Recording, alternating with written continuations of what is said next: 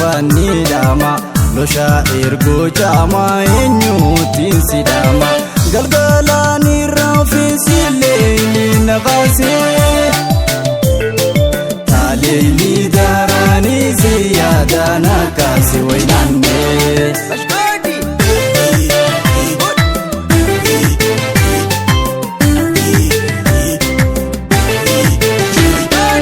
bordo dirami eson jiranga machis bae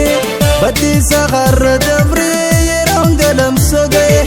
garagalam soguba migiratu adata gadisni mughati waisuma nafakata sadeta mamudi manguti nidate burjana fi karma ada chanche fatte anchar boso na dindin faranjitu dawata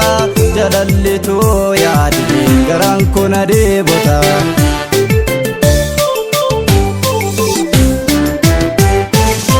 ya nasabitiya ya bashashantala warre gafati sifudeti ngala ya fayfayotiya ya kulkulunama ya dafawin kanko sirkanangu tama atitiya anisketi atistiya ya haniye lubutiya ansirkananu nafgaya atitiya anisketi atistiya ya haniye lubutiya ansirkananu nafgaya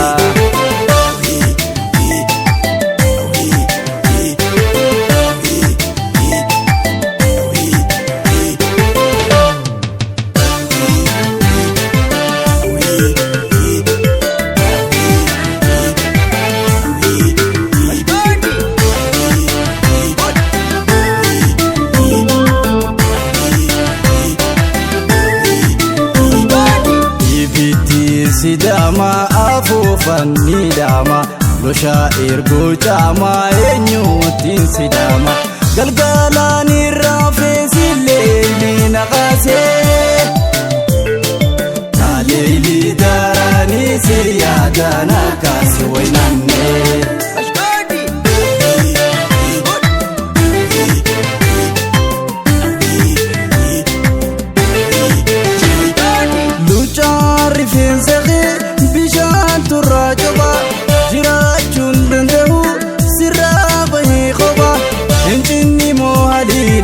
ardan shogo yefto simale enyun kapa namagarana nabu garan kona bure anjal natitira balam fiti bute sanina fusibira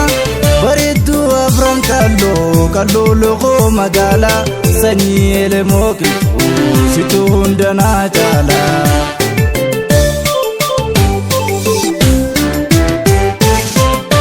jannatetiya yantala bagada adab sabu kapta fundisi barbada lukumbo basani kaduma yasani kakallin singesu khijiba yasani ansi male atisna male hala khiti sinna fale finna kabi ya jalale mal kamna nutuwal male ansi male atisna male hala khititu sinna fale finna kabi ya jalale me mal kamna nutuwal male